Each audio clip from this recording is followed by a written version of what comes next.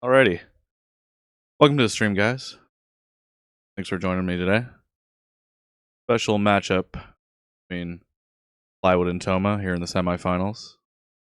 We typically do. We go over what's happened so far, gonna happen, and then I'll be joined here today with Raichu, and he'll tell me how he feels about this matchup we've got in front of us, what these runners can do to give themselves an edge. So we're pretty far along in this tournament. You can see a lot of yellow ones on this bracket. Pretty much the last race before finals. Of course, Tromboncino's already made it there. I want to pull up a quick pace spin. Take a look at what's happened so far. Of course, in race 1, Boy Apples surprised us all. We hadn't seen much of him before. But moving along to the second round, 0 continues, so we were real happy with that. I certainly know he was too. Good race between Tyler and Tromboncino. Both of them no continues. Of course, Tromboncino so far with the fastest race time with a 1:30. So I think that's going to be tough to get. Of course, our best race from our perspective was the race between Brix and Toma. I know, at least from my perspective, we kind of wish these guys were going to tie, so we could maybe see them race again, because that was pretty spectacular. So of course, Toma moving on with only 8 seconds to his advantage.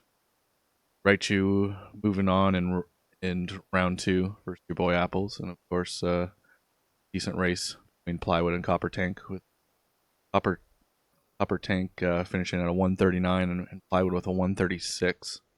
So we're gonna go ahead and take a look at this leader bracket, and then we're gonna want to remember that Tromboncino with a 130.56. Plywood, current world record holder, with that 129.53.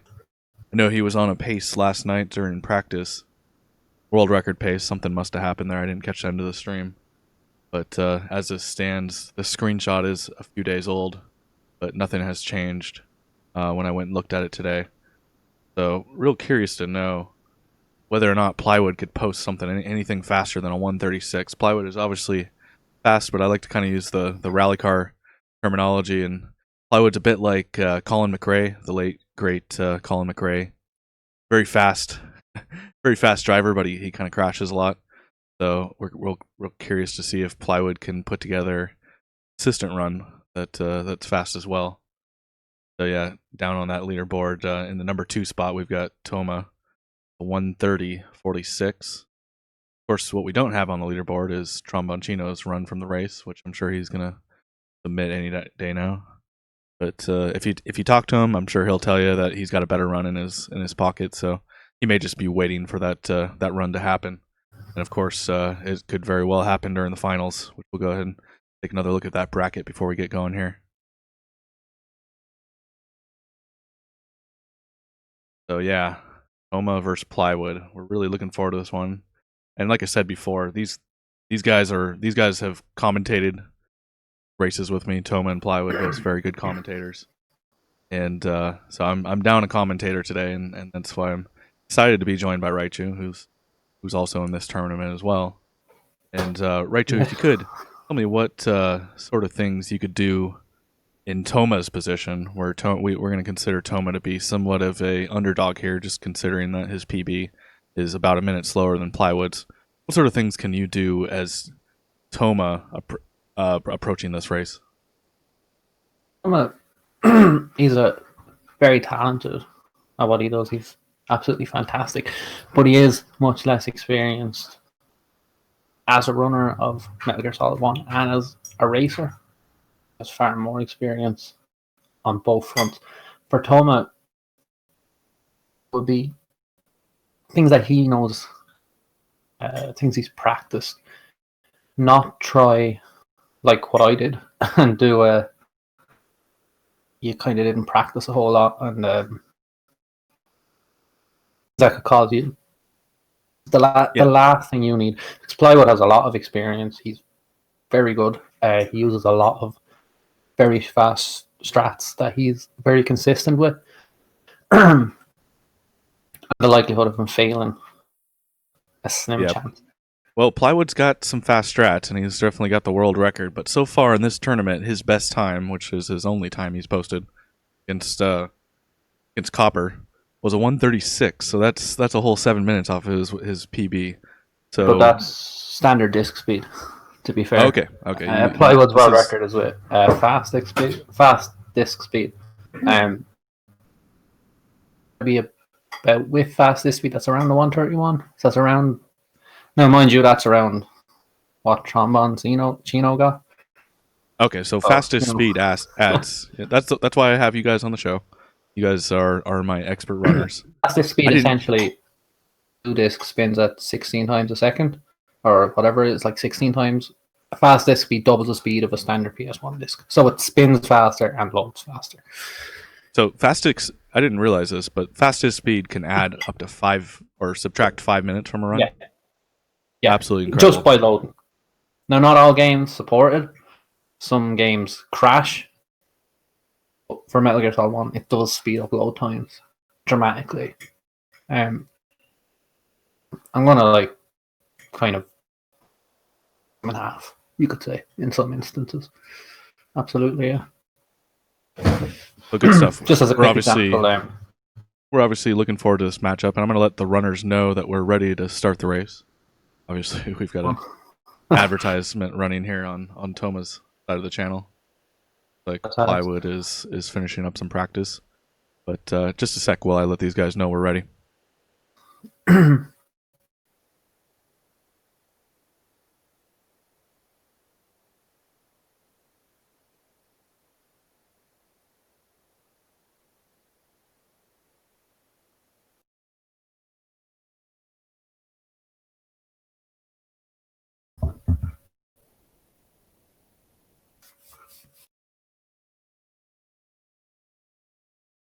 So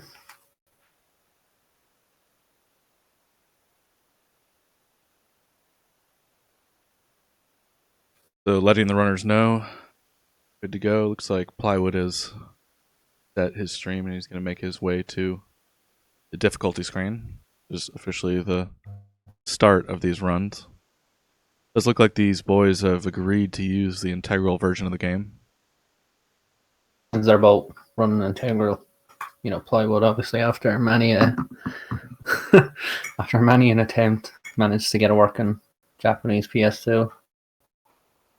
I mean, it would just be there's no sense in the US version when Tom is going to be using integral. You're just adding 2.5 minutes unnecessarily. So they can obviously both skip the speech near the end, liquid speech.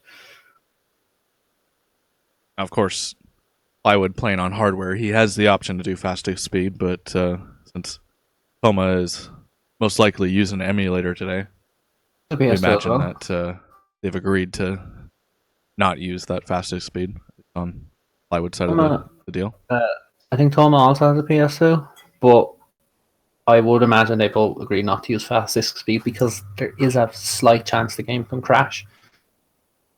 And it doesn't play nicely sometimes. And I mean, obviously during a race, that's the last thing you need happening. At least in the Speedruns Live race chat, it looks like Toma's readied up. We're just waiting on Plywood to ready up. I think he said he's gone for a bathroom break, so important stuff to do. We kind of overlook some details when it comes to speedrunning and of course racing, but during a speed run you could probably end a run if you really got to go, if you're just running a little bit behind your splits. Depends on how committed you are. Of course, on the opposite end of the spectrum, we're commentators and we're going to be commentating this race, so important to use the bathroom for us as well. Wouldn't want to miss definitely. Wouldn't want to miss anything in this race. I know we're all looking forward to this one. This will be interesting. So as you Toma held the world record just maybe not even a week ago. Fairly experienced the copper was. Like you said, going into this tournament, Toma was the world record holder, and since this tournament started, we've seen about 3 or 4 PBs and already a world record change. So yeah, there's still some doing in this category, but we're starting to run pretty slim on the high end of these runs, down to stuff that you can't control, like the RNG rat. Came within 20 seconds of the world record, I believe, during the tournament race. So I mean, who knows? Like these guys are ready to go. Got a countdown. Of course, there'll be a delay on stream, but they're starting in 10 seconds, real time. Got about 10 seconds for us. Hopefully, the delay's not too bad.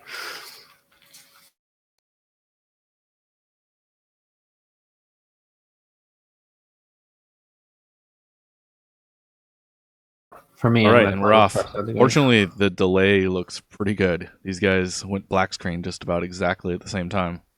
So that's at least the feed to me. I know sometimes my commentators are looking at a slightly different feed. 2 seconds is a difference for me, so it's not major. So yeah, just from the delay, it should be easy to tell. Not a whole lot, but certainly to be expected. Yeah. Twitch. It's just Twitch being Twitch.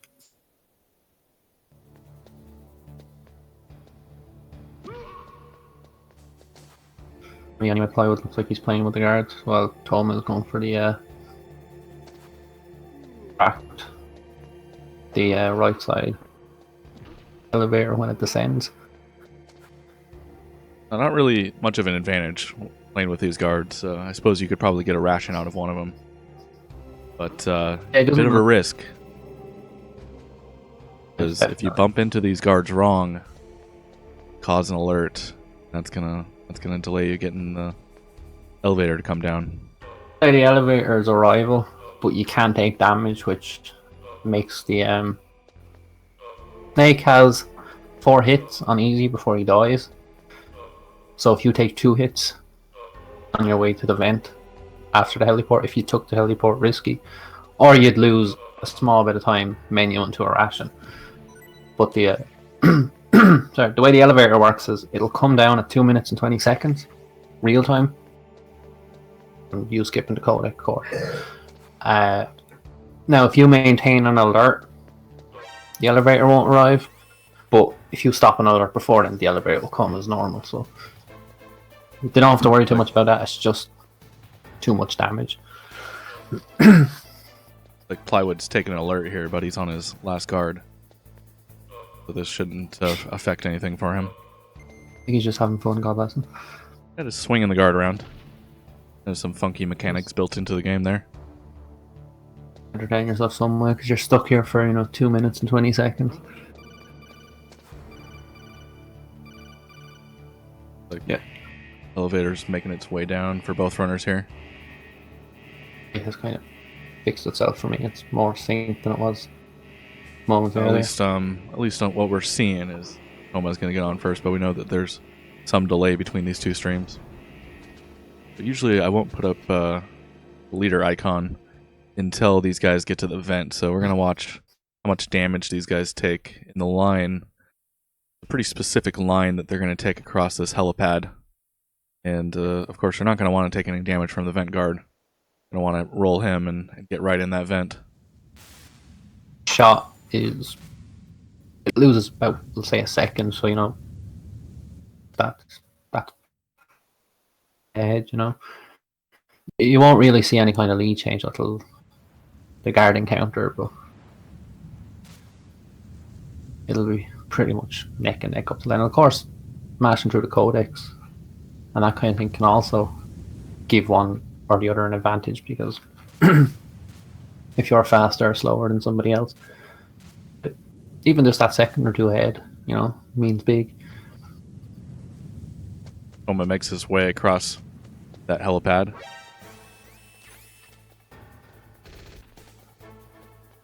Got hit, yeah. Looks like he's taking a little damage from the vent guard. See how Plywood does. Plywood with a very clean vent guard. The advantage goes to Plywood, at least on that one. You can see by their damage bars as they're crawling through the vent who actually did better during that portion. Of a difference.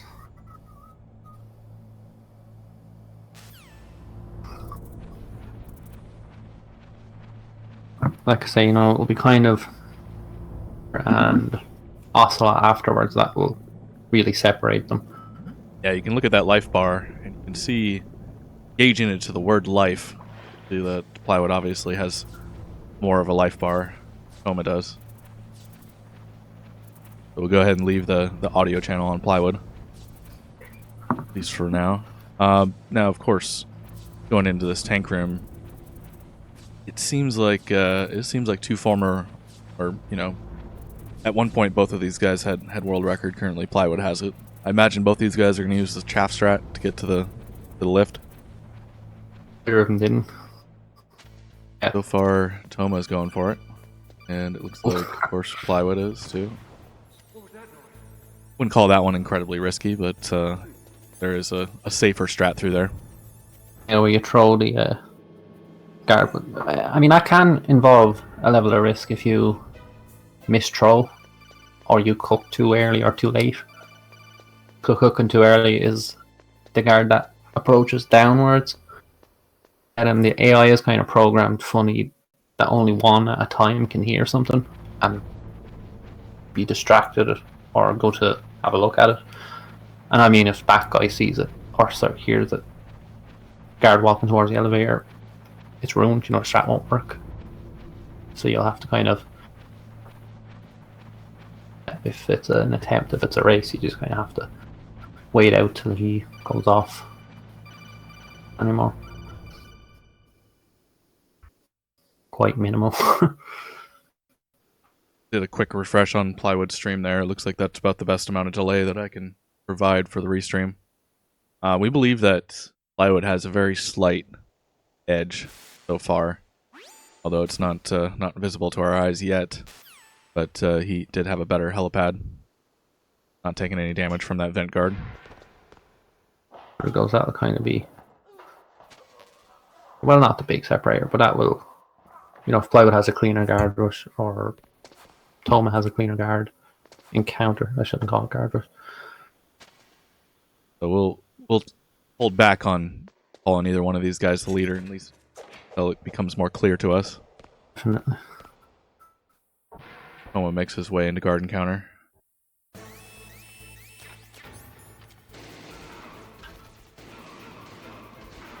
Now Toma, go ahead. Just a bunch of point and shoot here, right? To an extent, you also want to kind of make sure that you don't waste too much ammo, because you can pick it up in the Ocelot fight, but it's be so worried about conservation of your ammo that you make the fight slower than it needs to be. So it's kind of a balance. Point and shoot, and as you can see, Plywood is stood in the corner out of his Toma, because it just means you can get them as they come through the door. Now, one thing I noticed, Toma often rations as a safety measure, which I kind of think is a bit of a waste of time. Right, he's got to do a menu to pull up that ration. I don't think that... As I mentioned earlier, it's 4 hits to die on easy, but I think you get an extra hit or so on the guard encounter. There is no need to do that menu to the ration. It does look like Plywood making it out of guard encounter first. And that kind of thing, like menuing to the rations like that, is little things like that that put Plywood just a small bit ahead, you know. And if enough of those build up, then you're kind of putting Plywood further ahead again, because you to the ration afterwards, then make a menu to the card, whereas Plywood just menus to the card, you know. If you need to take out a ration, by all means, but no, I wouldn't take it out in advance as a safety feature, you know, especially on easy. An extreme or something like that, definitely, you know. I see Plywood goes for the grenades first, so maybe he's going to use the that Tromboncino and his cousin worked on, which is Grenade Ocelot, and I see Toma did the same thing. Or we might see a new fancy Ocelot. Yeah, this is a new strat. I haven't seen this other than videos posted in Discord. So yeah, it would be interesting to see if either one of these guys goes for it. Getting that first shot off, very important, and he stops. It looks like Plywood's gonna have to grab that ammo box. You know, it's not not a big deal. And when Ocelot's shooting back at you, that was a very good Ocelot. Despite the ammo pickup, that was fantastic. You know, perfect. So just a slightly better Ocelot for Plywood, as it looks like Ocelot slipped around the corner on Toma. Either one using the grenade strat. I'm not too surprised. It's a very interesting strat, but I mean, I don't think I'd use it in a race. Yeah, from what I understand, it's fast, but probably a bit difficult to learn and to execute on a consistent basis. It's just because if the splash damage from the grenade was to trip one of those wires, that's a continue, which is like in a race is unacceptable, you know. I've said 100 times the difference between a race and an attempt is you always have the reset. Something goes awry. On a race, you don't have such a thing, you know. So it looks like Plywood is a little bit ahead at this point. Yeah, I'd go ahead and call him the clear leader here. A couple of subtleties early on in the race, obviously better vent guard. One of his elevators was slightly cleaner. It looked like Toma fumbled with the elevator button. Not a costly mistake, but we're talking half a second here, half a second there. Yeah, that's what I mean. And like I was saying about the rations, you know, it's these little bits and pieces that do. I'd be interested in to see how both of them approach the tank, whether they'll use the I'm probably going to say this about the Tromboncino strat because he's worked hard. He's really found a lot of in there, or if they'll just go for classic, the left path or the right path. So it'll be interesting to see. Oh, I'm not familiar with the Tromboncino strat. Would that be taking the left path or the right path? Right path, yeah, where you block the missile with the hill. Okay. We'll watch and Yeah, see it was if Tramboncino who found that, I believe. So Plywood is going for it anyway. He dodged the missile at least, and that's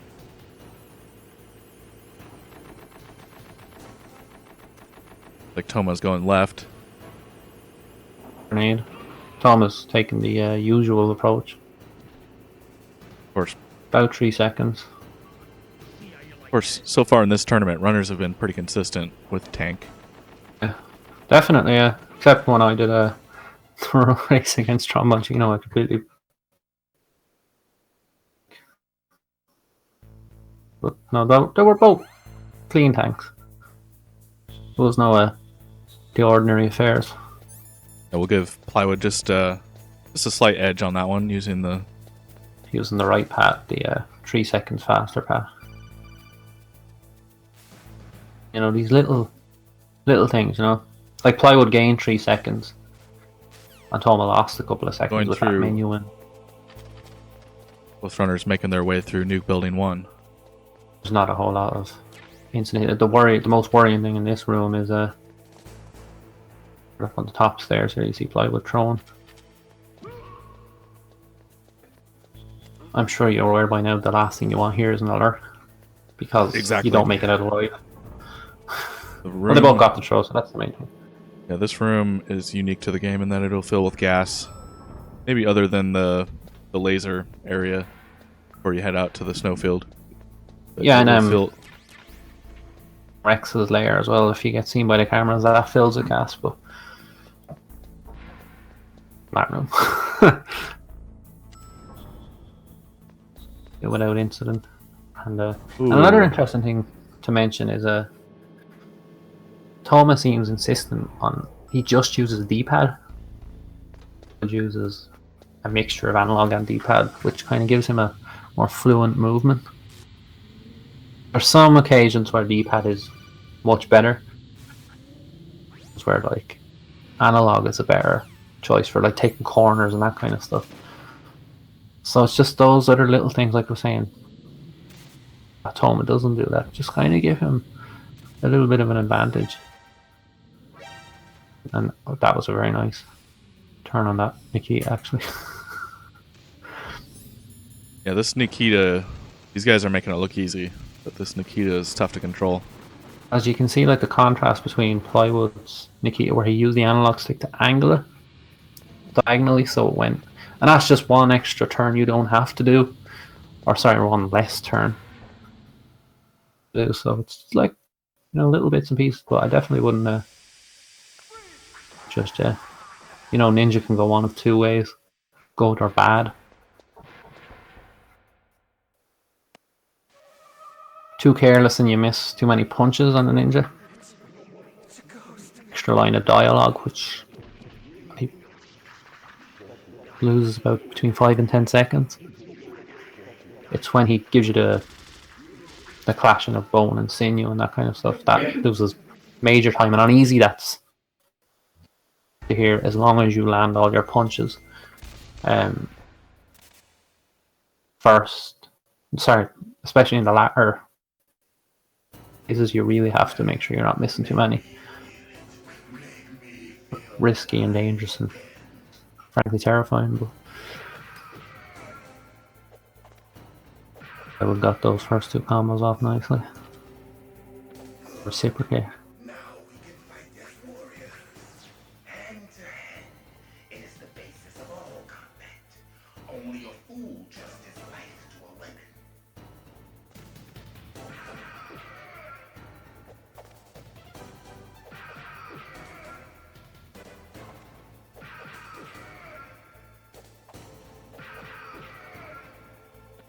So far, so good for Plywood. Looks like he's landing all his EPK combos. No, yeah, he's not missing any. Oh, he just got knocked down. That's just even that, like, can put Toma an extra bit ahead if he.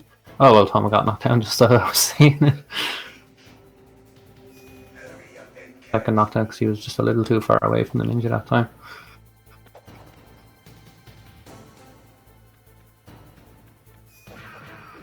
Of course, footwork here matters. We don't talk about footwork a whole bunch, but position Oh, definitely. yourself to get the right ninja animation. Of course, You you really want to want to make avoid sure his flying kick. That kick is nasty and has incredible amount of range. that you're close enough to deal the correct amount of damage without being so close as that your punches and kicks just kind of pass through, which can happen. You don't want to be, oh dear, this is kind of not good for Plywood. He tried that, and it didn't end so well for him. He only got one punch off there, which can for dialogue. He might just get away with it. Ooh, as Plywood takes a punch. So he's lucky he didn't get the extra long dialogue. And as you can see, Plywood knew not to bother with the. You can see he's kind of stepping a little farther away from the ninja than he might usually when he does this blue orb. Yeah, he's on his last bit of health there. One more hit and he'd be done. Of course, Plywood is pretty confident in his run and he doesn't pull up a ration. Those kind of little things that are that will cause big separation between time go on, like just those little things, and those little things add up. Unfortunately, the big things, here and there. Stupid. It's just only 2 seconds, or it's only 3 seconds, but if you do that several times throughout, how many seconds is that, and how many minutes does that add up to? It does add up, and we saw that particularly in the matchup between Trombantino and Tyler 2022, where neither runner had really any mistakes throughout the run. It was just these optimizations that Trombantino was using consistently that allowed him to pull away from Tyler. Both runners having a very good run. I know both those guys PB'd in that race. Yeah, definitely. I think Tromboncino, his hind went under the level at one point, just for a moment, and that to which was what separated him from the previous world record held by Toma at the time. It is these little things they do mean a lot. Yeah, he didn't get a particularly good rat either. I know he was on a pretty good pace, even going into the Rex hangar. That's a bastard. He didn't get bad rat. It just was what we'd call good rat. Doesn't matter which one of you guys know, bastard. Yeah, it wasn't perfect rat. I just hate that rat. I think anybody who runs this game in any kind of serious capacity just tests that rat. Tests that elevator. If you see like Plywood, he hit the button because it didn't arrive immediately, but as he began the animation, hit the button, the elevator came down. That's the kind of elevator like in this game. No, it's just there is these little things, and they do add up, unfortunately. Plywood, at this point, I suppose it is fortunate because he's the head, but here could lead some time save one way or the other if to get the phase skip where he doesn't possess Meryl for the first time. Okay, let's go. And Plywood was not to get it. That would give Toma a 10 or 15 second ahead, like, a little bit of a push ahead, Little things. There's no guard.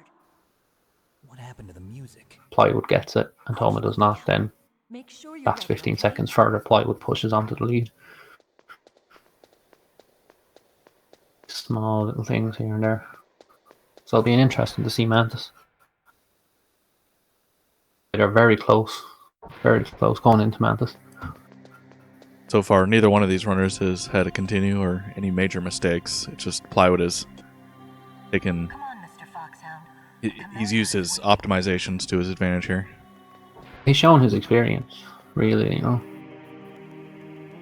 of the game and as a racer in general. He has a lot more experience than Toma. As Plywood is using the because if you go just far enough, Meryl won't take a step forward here. Same one. But playing maybe just a little bit safer by hanging back just a little bit. as opposed to moving up a bit further and then just making that minor adjustment. A second or two, but it does. Yeah, it looks like Toma got it as well.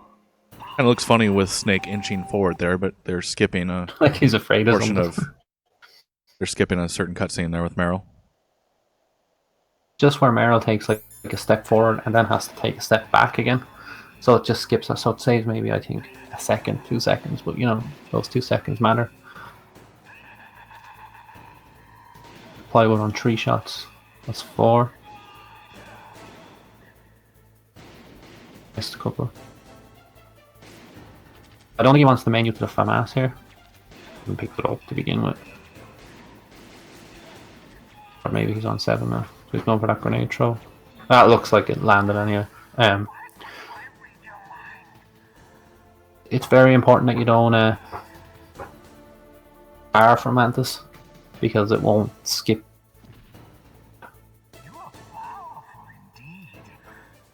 Second phase, but he won't drop Meryl. He'll continue to possess Meryl and you'll have to use a stun grenade, and it's just a big waste of time. So let's see now that Toma get a heal. They both got it then, so that's good for Toma definitely, because it won't push him farther back. Be a little bit ahead coming out of here, but he won't be an extra 15 seconds ahead. Yeah, both runners getting that crucial grenade strat there. Absolutely. And it is crucial for the Mantis fight, you know, it does save a good bit of time. Yeah, so far neither one of these guys get knocked down, so that matters too. Pretty easy to get knocked down by a chair. Oh, or definitely, painting. yeah. Especially Plywood when he was using the SOCOM. He foregoed, I don't think that's the word. He didn't bother to pick up the presumably as a small optimization, because it's not really necessary. It makes the Mantis fight a little bit easier, but means your menus are a little different. You know, you have one extra thing to worry about in your inventory for the rest of the run, so I'll take you know, Snake, you follow me. if you can have Mantis without it, then it's definitely worth it.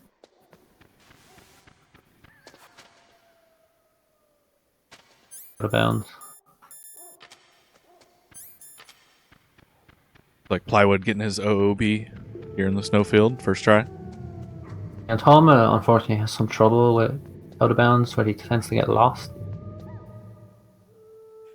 No such trouble. He's well used up by now, so let's see how Toma does. It'll be interesting. Hopefully he gets it. That was my doorbell, by the way. I'm not sure if that went over the microphone or not. This place is Have time. Probably a I'll take solicitor. over again. Stay back, Calling a race. okay? With the radar. And since we You can't in charge find for the whole this race? Me. Yeah, we've talked about it before, but during a race, you know, whether you're racing or you're commentating, it seems like the world wants to get your attention during a time when you can't really stand up. As soon as I start a race, my phone starts ringing, or the cat wants to be fed, or the sun wants to come through the window. Of course, There's the always something. doorbell ringing right now. Or something.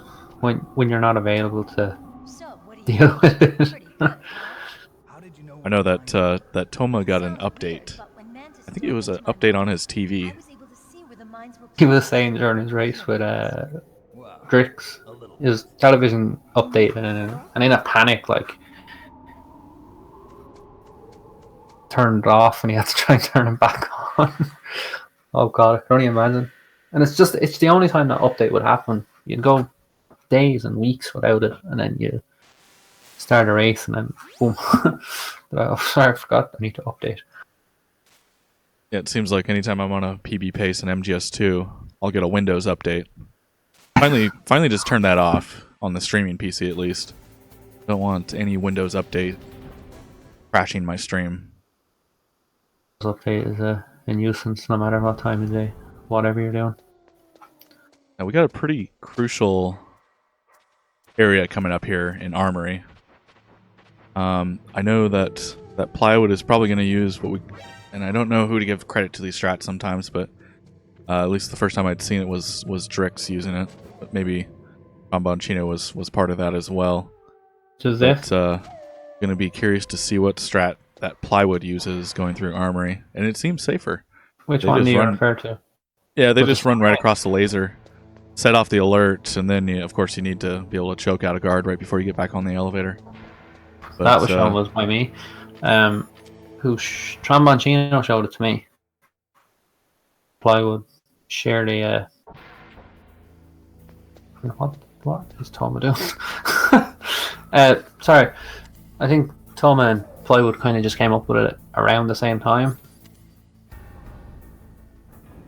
So it's kind of hard to say. I think the Plywood Trom Yeah, strat. I don't know. All now kind of that you came up say with it. that, it does kind of remind me of what Plywood said, that they came up with it separately, so they both knew about it, but I neither think one had so I willing to take remember credit. told it to me. He just showed me the video. I was like, "Yeah, try this," and oh god, that sounds. And I'm full of bad ideas, so I did try it, and it worked. I was kind of worried about it, but it was what spurred me to do it was I think Tyler had that John because I was listening to him. Well, not only is it faster, but it seems safer. You know, we've faster, already yeah. had several runs die on armory Oh yeah, during this tournament. it's guaranteed faster. It was timed out by Tromboncino himself. God bless him. You know, he timed it out and he figured out it was definitely seconds faster, which is just because you don't have to crawl.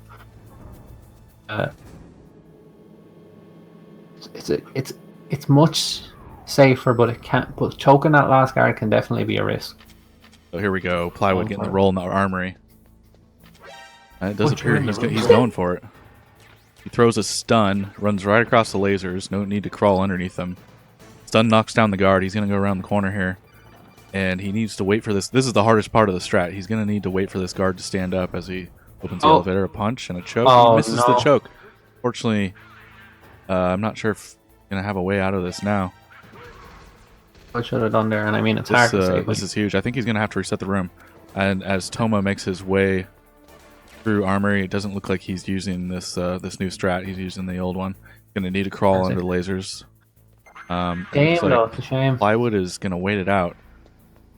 And he still Smarter thing will to do. be able to make it out safely. The other way was So, saying, yeah, like we said, oh, yeah, it's faster, and I dare to call it safer, but it looks like it caused Plywood some trouble there. As when he makes it out, this race is a lot closer now. if Toma had used the strat, he'd be ahead at the moment, I wager, or he'd be very, very close. I would Yeah, should have so- done. I think he kind of panicked a little bit with the guard when he turned to face him. He should have kept punching, because when you punch the guards, they're blind, they can't see you. So he could have punched a couple of times. If he got close enough for a grab and a choke, go for it. But otherwise, knock him unconscious. But it can be hard to. You just kind of think, in the moment, you're just like, "Oh God, I better hide." Plywood's quickly," taking when a he- left line down here into Nuke Building 1. It looks like he's going to go for this chaff throw strat. This is pretty risky, but I've seen him nail this one in practice quite a bit. He can gain some time here if Toma doesn't take this route. It looks like Toma's going to take the right route. As long as, yeah, it looks like Plywood's going to get it. He's going to need to get a good roll here, and he does. So a pretty good time save there for Plywood. He's been doing this quite a bit. It was actually Plywood who, to begin with, it was a variation on the Englishman's Taz. Watching doesn't know what a Taz is. It's a tool assist speedrun. Where Tam at the time, he'd run a pretty perfect, essentially perfect line towards that guard, and he'd throw him before he turned the corner to the stairs. If you can just imagine that, if you have not seen it. Plywood, just because that's very difficult to do, if not impossible, in a regular run, he figured out that you could actually use a chaff to distract him. Because not only is it faster than taking that right line by, I think Plywood's calculation said it was about 10 seconds faster. One way or another. In this easy So- category, 10 seconds is a lot. You can see how even these runs are. I mean, the world record is 129s. 29s? Mid 129 maybe? You know, I mean... It's 129.53. Still And not at certain points last night during practice and attempts, Plywood was a few seconds below his splits. He had a couple of gold splits, but it looked like at least he didn't get it last night. If he did, he hasn't submitted it yet. Yeah. I'm just gonna verify the world record. Just gonna speak with my advisors here. Speedrun.com. Yes, it's 129.38 with Plywood's own admission, that he lost 30 seconds to the armory by the stun grenade. Meanwhile, Plywood having a very good Sniper Wolf form. Definitely. Yeah. Not bothering with the rations. Yeah, I think this is only going to increase his lead, as it looks like Yeah, Toma's taking some damage here from Wolf. Only thing Plywood probably could have done a little bit faster from is he didn't need to equip that card because the door will open with or without it, and that just saves the menu. Not major, really.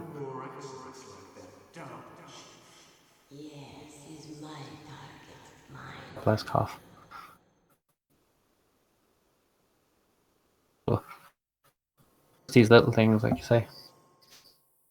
Trouble it looks like a wolf.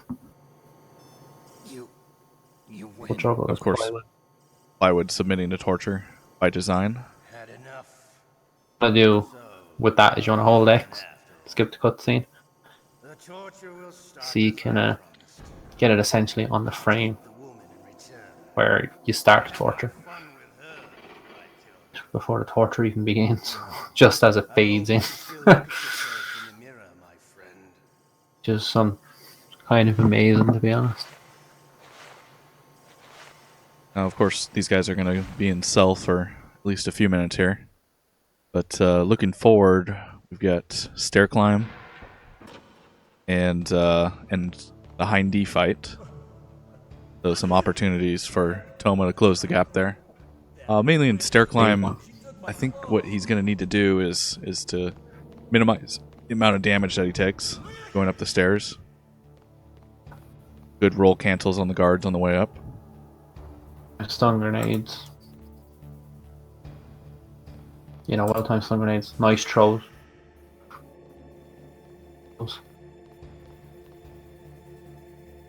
Very clean. Essential, frankly. But it'll be the hind really that kind of separates. Right, these guys are going to want to land all their shots. You know, missing shots is not going to help anybody. But also, they're going to want to get that stun lock, phase 2 of the fight, which has proved difficult for some of these runners. You're going to see some footwork involved if the hind is giving them a bad position to shoot at. The hind is not. The hind is so not. Far, so far you guys have been doing pretty good on that stun lock. Only one runner missing it so far in this tournament. Like the hind is not static. You know, he's constantly moving. In his first phase, he's pretty predictable, and you can kind of go in his second phase. The most important thing is you get those first 2 early shots off, and that's what keeps him firing, because the stun lock depends on quit or whatever. Yeah, it happened to you during your race. I saw the hind during the stun lock was kind of in a bad position. It was behind the elevator shaft, and you had to do some bit of footwork to get in the right position to maintain that. And you need to be quick, because if he stops firing at you, he's going to go under, and there's nothing you can do about that. Now, I mean, you can re-maintain the stun lock after that and get it back to normal, but it's just... Right, if he drops below that platform, yeah, that's bad. That's a huge time loss. So neither one of these runners is going to want that. Not even a time loss. You can I can put a number on, because it can be anywhere from 10 seconds. You can go under for 20 seconds. You know, you can go on for... Has asked, is the weapon glitch not worth it at Sniper Wolf, I presume? And the answer to that is no. while you can use a weapon glitch as Sniper Wolf if you want, it's a huge waste of time, and it's better to fight Wolf properly. To fight Wolf as intended. I personally wholly disagree with it in any regard, but the only time it would really be where it is a very safe strat on like extreme or whatever. We're playing easy now. Supply was just about out of this, how it looks like. Yep, he's popped the ketchup. Nothing special here, other than his positioning there on the door. Popping the ketchup, just like most would remember in their first playthrough. He'll stand on top of you, look confused, and then you can just pop up and don't kill him, he just goes to sleep. Yeah, when Snake stands up, he ends up where his feet are. He doesn't stand Exactly. up like a normal person. He just kind of goes up like a board. He just kind of rises. Yeah. You know, this is early 3D graphics. So you, So, the enemy. You know, worth taking advantage of if you can. Areas that is taken, and that's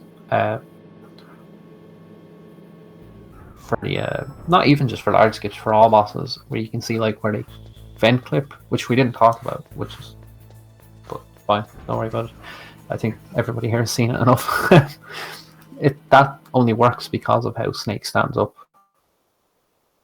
In the armory, under the lasers, you can turn yourself around and stand up, and it just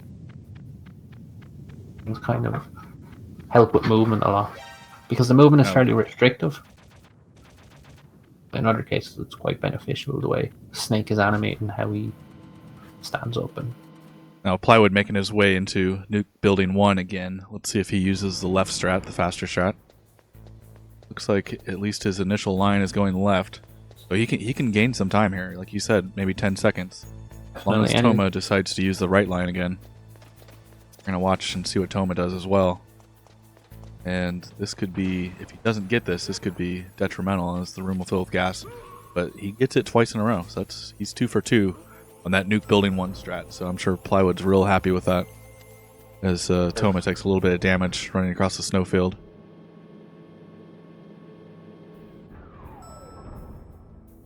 Plywood is fairly consistent with that Nuke Building strat, and he wanted to since he was on who came up with it.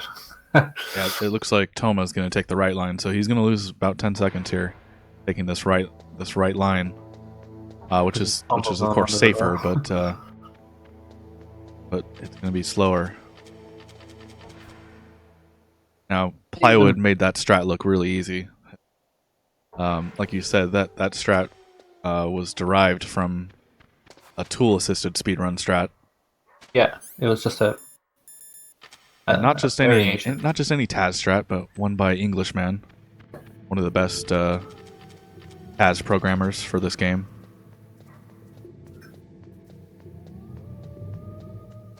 Yeah. Sometimes in a race, the safety strats are the best strats.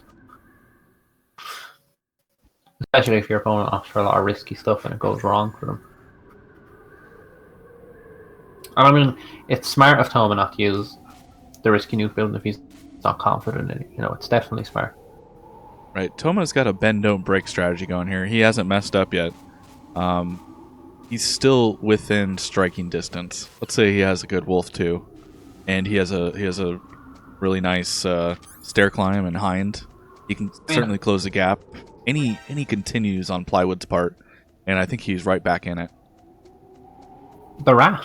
I mean, if Plywood has a really bad rat and Toma gets like a god rat, that's it, a lead change, you know? Yeah, so he's doing the best to give himself a chance.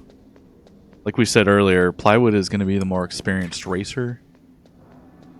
Definitely, yeah.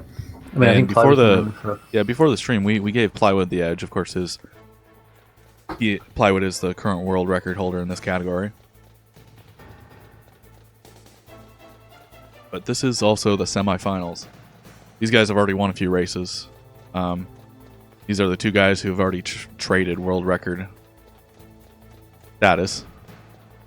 Toma, going into this tournament, was previous world record holder. Oh, he was. And I mean, I can see him get it again. He's very good. Things that he needs to work on, such as unnecessary menuing and movement, Needs to give up the old I won't use anything but D-pad. Yeah, both runners coming into this tournament with lots of practice. These guys really love this game and spend a lot of time playing it. As well, you know. Like I was saying, the hind off to definitely trouble, you know. So far, so good for Plywood making his way up the stairs. He hasn't got knocked down yet. That's pretty much what you want to make sure is you throw your stuns at the right time. You don't get knocked down. At this point, they're literally seconds apart.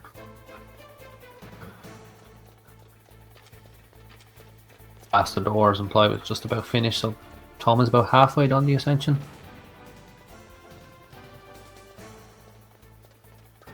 Pulling Real clean stair climb here. Like, if Plywood's catwalk is quite bad, then Tom has over him, you know, if he has a really good one, so a lot that could go wrong. Wolf 2.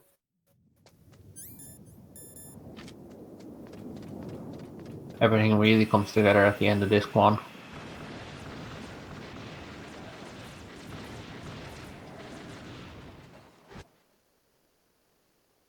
Go wrong, but a lot that can go really well as well, so it's like... Ooh, Toma getting knocked down on the stairs there. Right before he got to the top level. Other than that, still a pretty clean stair climb. That guy, he's just... It's really hard to sometimes remember where he's going to come from, and you kind of find yourself panicking, because you know it's coming, but you don't know from where, and he just kind of appears. And he's knocked me down more times than I've knocked him down, you know, that kind of way. Certainly worth keeping score, as Plywood is getting ready for his rope descent. Despite the knockdown, they're literally seconds apart. Like he's gonna be running down these girders here. Strat that's pretty much exclusive to the easy category. Taking that kind of damage on. Well, easy, normal. You could do it on hard. I wouldn't recommend it. No, you do you. There we go. You did on extreme when you passed the repel. Now, like you said, this catwalk's pretty important. Pretty specific line these guys are going to be using to get towards these guards here. Oh, and Plywood getting knocked down on catwalk. Grenade went down the rails and twice. Getting knocked down twice, so of course. So as I said, you know, I mean, Tom has a better catwalk than. Yeah, he's going to have to pull out a ration. That catwalk was pretty rough. Had a pretty good repel here. If his catwalk is flawless, he's just pulling closer and closer to him, you know. Yeah, like we said earlier, Toma just sitting back waiting for any sort of mistakes to happen. Toma needs As he more begins mistakes. his catwalk here, we'll see how it goes for him. Get a mistake. He threw that So far, so good. Yeah, you got him down the first try. He really got, and that was perfect. Yeah, that was a beautiful catwalk. Just how they draw it up. Now that's just pushed him ever closer, you know. Yeah, he's at this point in the race. He's gonna have to start tightening up his run, as Plywood has been slowly pulling away throughout this run. But Plywood never pulled away too far. It was always pretty Plywood close. had his armory didn't go as planned. He didn't get the choke on the guard before the elevator, and he essentially had to reset the room. It looked like he went into one of the buildings to wait out the evasion alert.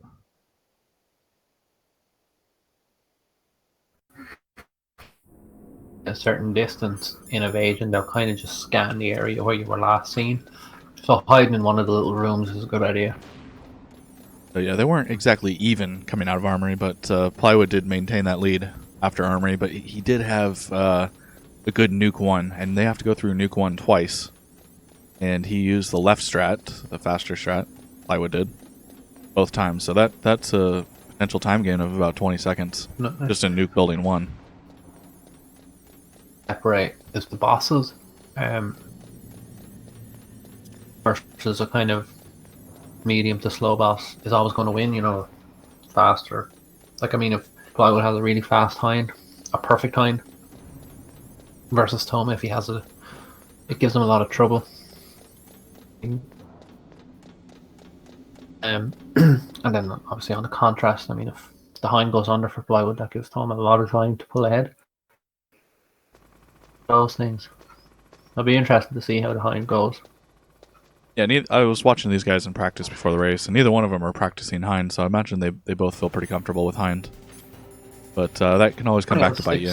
Stuff that you don't practice is usually what catches you up in a race or in a speed run. Oh, definitely. Ammo? Oh, sorry, he has 3 bullets left. Conservative on his ammo. I don't know whether he forgot. Yeah, sometimes By he picks design. up extra stingers before that. It looks like he just went straight for the elevator that time. So he's going to have to reload here. Why? That was like, as I say, I don't know if that was by accident or by design. He intended to do that. That really doesn't look like it cost him much time. He'll if you pick up that ammo like Toma did, an extra 10 shots, or wiggle room if something kind of goes awry. I mean, to start off this whole loop, now Plywood has 5 bullets. I can't see this being by design. No, it's not.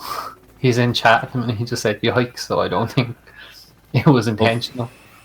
Yeah, of course, we saw Drix reload during the phase lock, or stun lock, what it's known as. Possible, but incredibly. But yeah, that's risky. Like you said, he stops shooting at you, he'll go below the platform. I don't think this is a risk that Plywood took by design. I think it was just he might have forgot. I mean, he's open to tell me he's wrong. I could be dead wrong. He said yikes in chat. So I don't think that was intentional. I don't know if he's saying yikes, how you have no idea what you're talking about, or yikes, this was a bad idea. So yeah, he's in the stun lock right now and he's reloading. Let's see if he can maintain it. Missed a shot. Or no, that When Plywood didn't runs land. out of ammo here, he's going to have to run to the left, pick up the ammo because it won't spawn on that little, you know.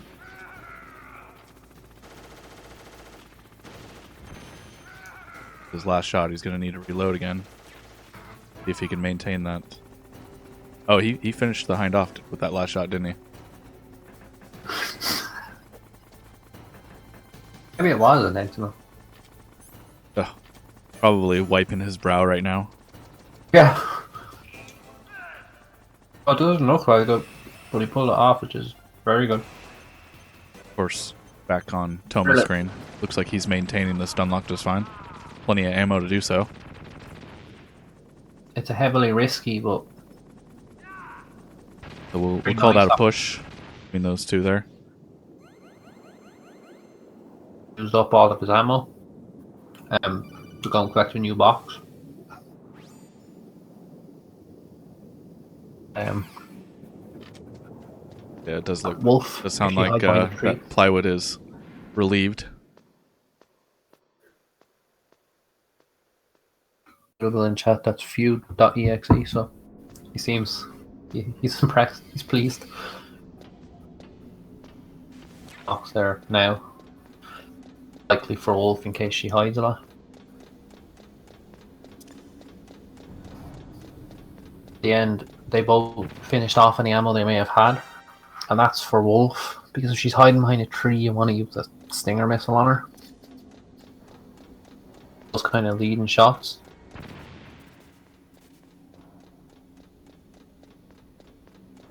On her, but Plywood was if she does manage Plywood to with hide behind a some tree. pretty well timed grenade throws here.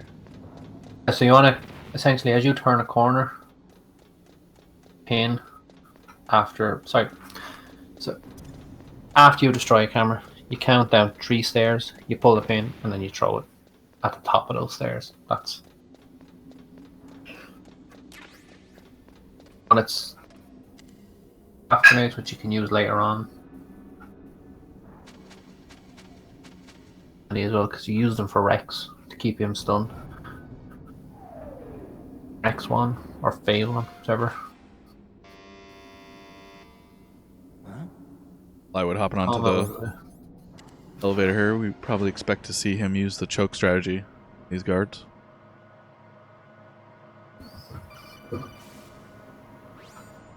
course, you don't want to get knocked down. Lose some time getting knocked down in this elevator here. Now die. That's what we said. Going for the more risky approach of just taking them as they are, as opposed to you can play it a bit safer and drag them into the corners. You can't be shot from any side, so they'll shoot directly ahead, but it'll also harm themselves, which is nice.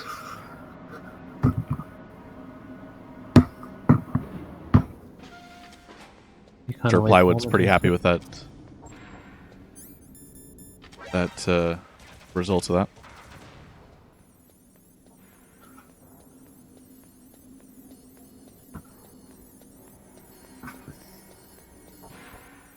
As Toma's fortunately getting knocked down in the elevator here.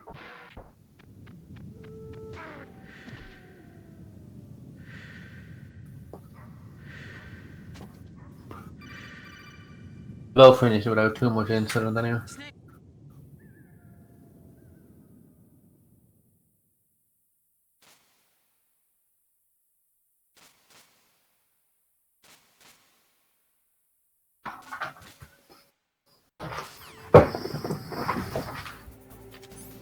Yeah, Wolf 2 will be a big decider. As you can see, Plywood has gone for the Stinger to try and locate Wolf.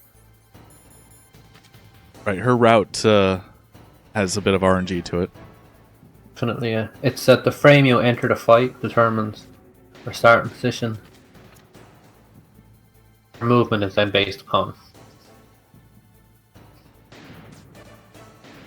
think it's just completely random. I don't think there's any way to manipulate that, but that's a question for the Englishman.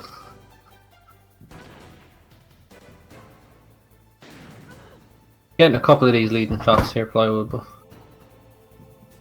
missed a few of them as well. They're a bit tricky to get. Distance and timing thing. I guess you got to kind of play the hand you have. If you start hitting a few, they're worth taking, but you obviously don't want to run out of ammo here. And I mean that's that fight. It looks like Plywood's playing with a good hand. Went back to PSG1. I'd call that a really good Wolf too. Sure, he's pretty happy with that. Well, I had said I don't know why he went back to the PSG1. I presume the reason was he wasn't sure was the missile going to hit. A little bit more trouble with Wolf.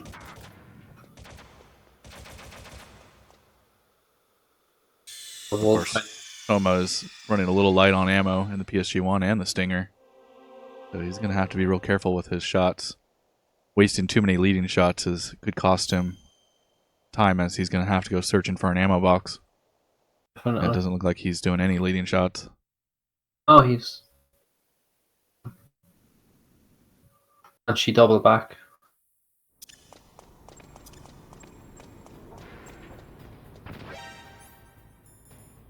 To Nikita Stra.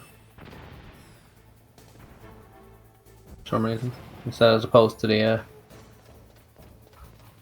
Maybe the Nikita's faster.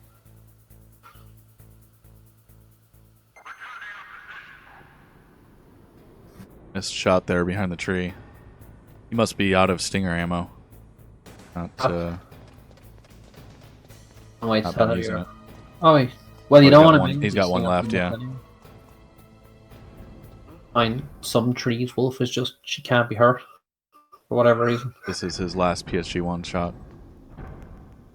Off to the left behind a small tree, but a bit safer and waited for her to stop.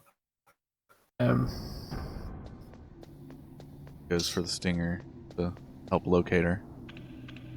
Yeah, and I mean, waiting. She's now hidden behind a tree, a few steps closer to Raven. So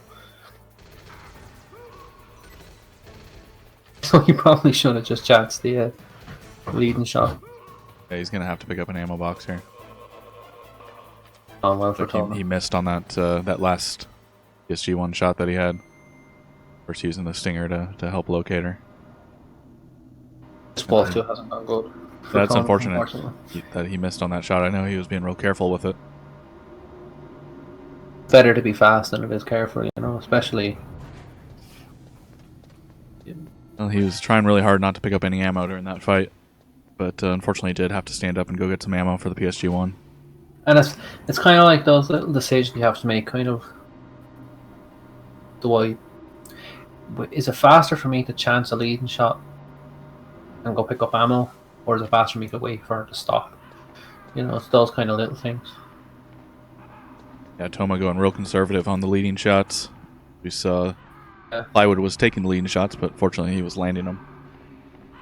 The other thing, you know, you really, for Wolf 2 especially, those leading shots mean a lot. Like, you really have to be landing them for a fast Wolf 2. Toma's own admission, his worst 2 fights, I think, in the game are Wolf and Liquid. So he hasn't got anything else, so he's opting for Nikita.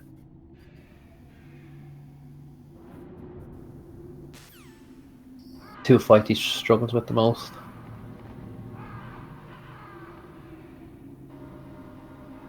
On the way to Raven, it'll be interesting to see, does he go for the crazy trick strat, or will he just take it to standard? Race with Of copy, course. he just did it normally. Crazy trick strat. It looks funny to my eyes, but apparently this is pretty fast and fairly consistent, as the runner will just run right up to Raven and start firing. Just waiting. It gives you about the perfect amount of timing once you get knocked down by Raven's gun to wait off his iframes. But still pretty risky. That missile there, unfortunately,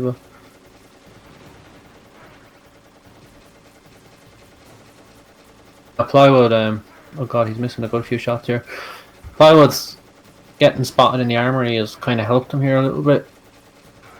Pause for a little while in the PS. Sorry, in Nikita's room, so he was able to pick up a couple of packs of ammo here to miss it. So he's able to miss a couple of shots here and still. Occasionally we're a little harsh on these guys because they're playing uneasy and they have 5 rations, but the rations plays into a strat later on in this run during the wrecks, where you can save quite a bit of time by just taking all sorts of damage by just keeping your feet planted and shooting stingers at wrecks. So he's going to have to be real careful with his ration use here. Luckily enough, he can pick up at least. He missed a few shots there, but he gets out of it. Hopefully he has enough rations to fight Rex. Action up in the adjacent room.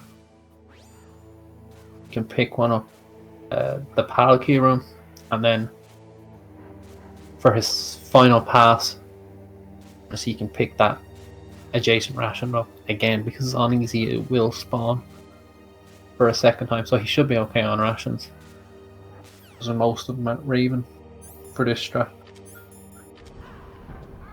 Grenades though, or maybe he just.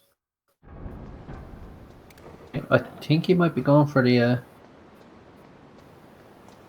grenade, maybe. Don't know. Let's look at the menu. Image so I can have a look. So as Toma approaches Raven, we'll see what way he's going.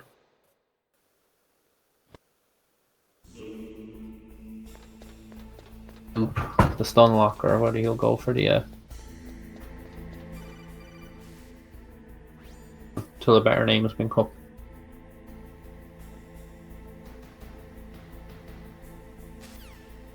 And it looks like Toma is going to go with the standard strategy here during the Raven fight.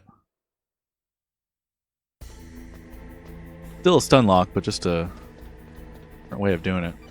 He sets it up. This is kind of hard on easy with the direction that he starts in. Oh, he gets knocked down there. That's not good. He's going to have to restart it around the corner here. At this point, really, Toma would want to.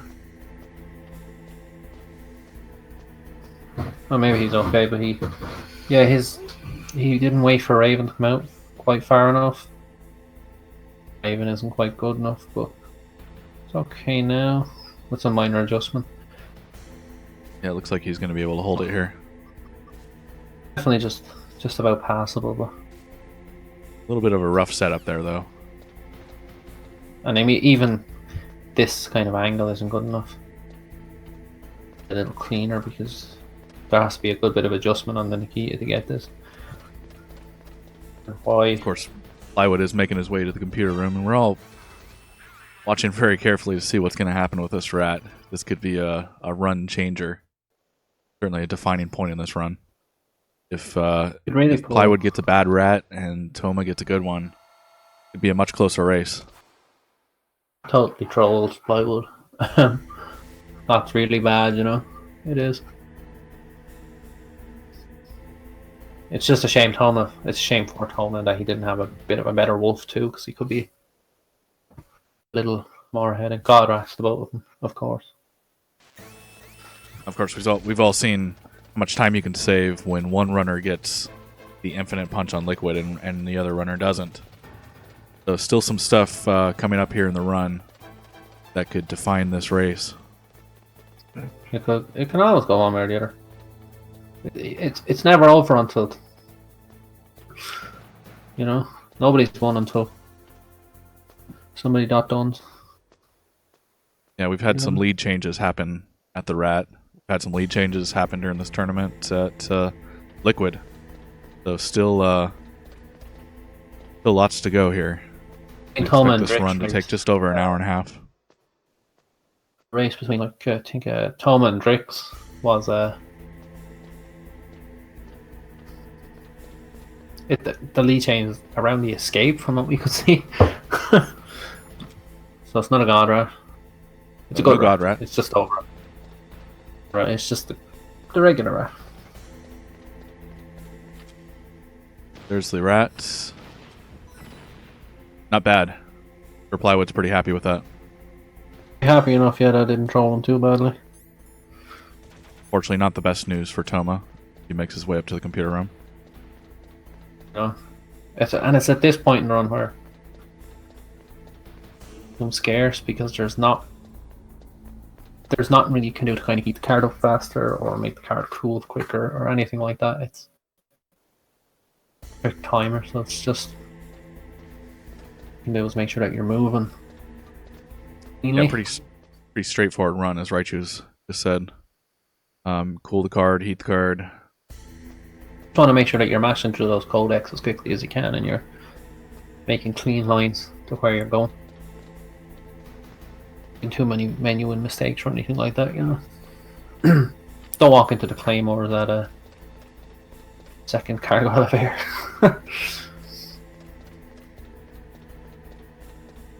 Yeah, even if Toma gets perfect rat here, he's not going to save much time, as Plywood gets a pretty decent rat. Not perfect rat, but good rat, as we'd call it.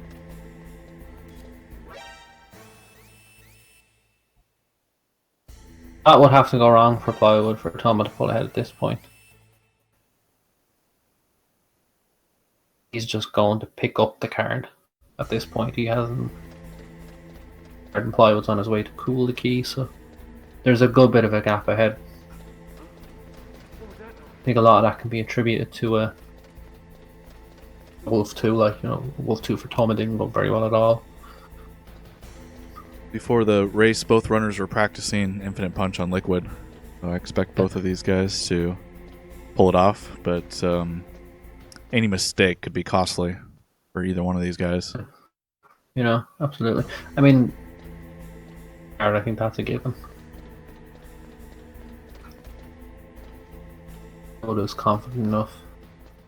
I know he knows the music notes to listen for. Timer like Drix was used.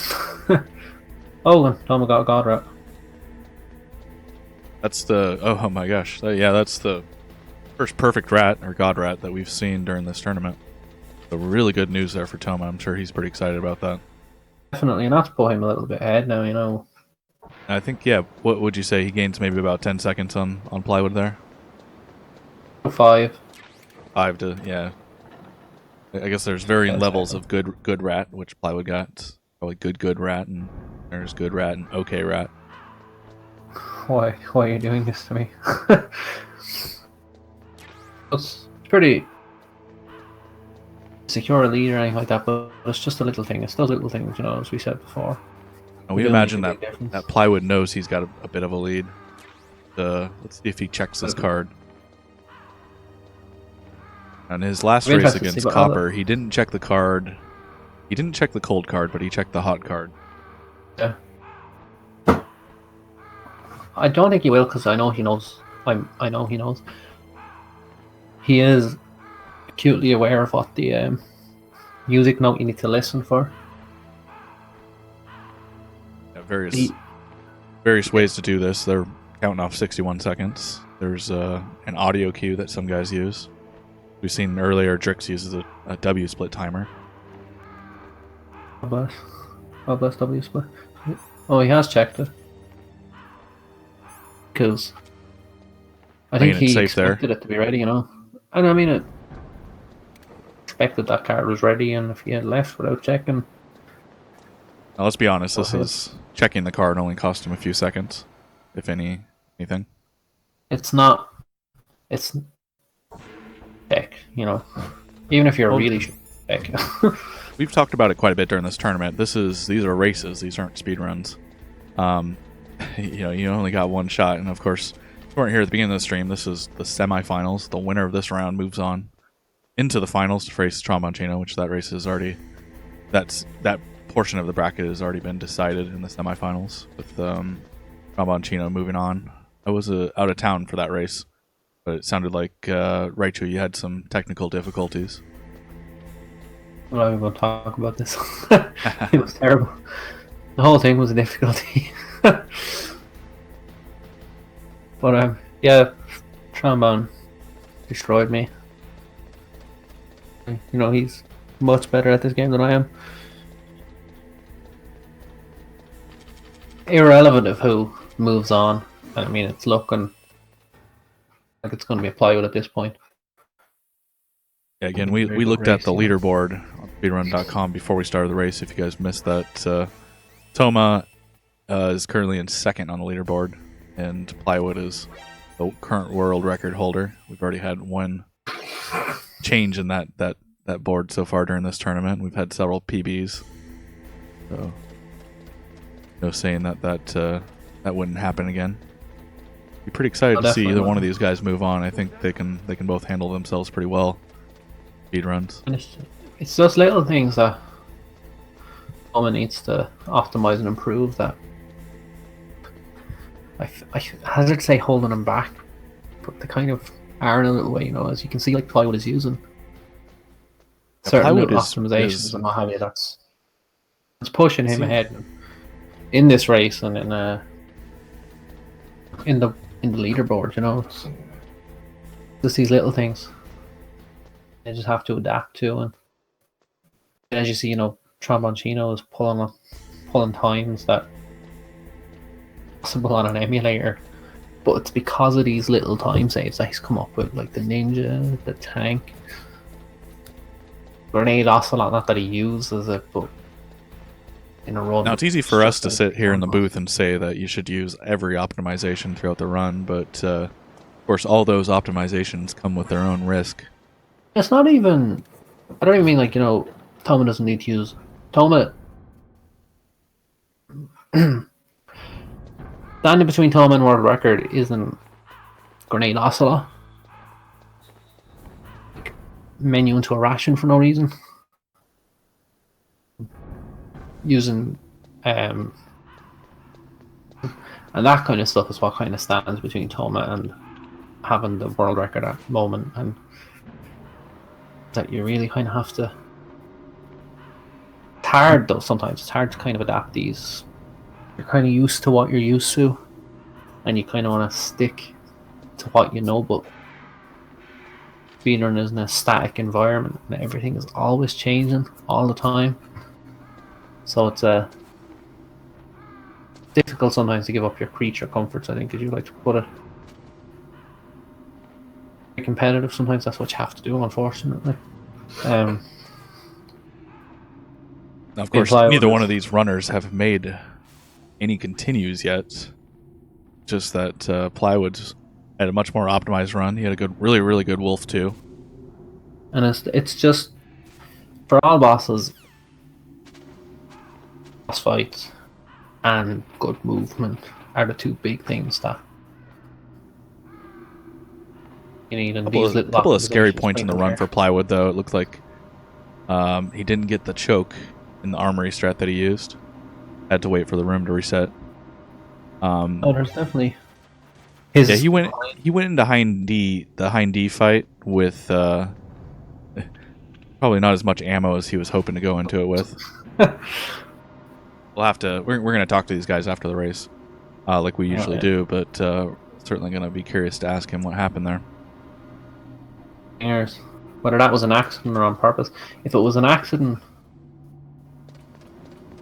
it'll So look far, the very best well. explanation that we have is what he said in chat, which was just simply "yikes." And few dot executable. But I mean, if it was an accident, he played it very well, you know, and he kept his composure very well, and what have you. If it was on purpose, optimization that was maybe a little risky for a race, you know. Both Kind of just runners trying to with the find anything. same objective in this part of the game, where we're going to be heating the card in this lava room. Just Toma is just a little bit behind as he makes his way up first lift. Maybe the music. I would go in a little swagger here, doing the lava room dance. Getting ready to go, I think. So, do we think he's going to check the card? Maybe not here. The song note you're listening for is very recognizable. Point it out. It's like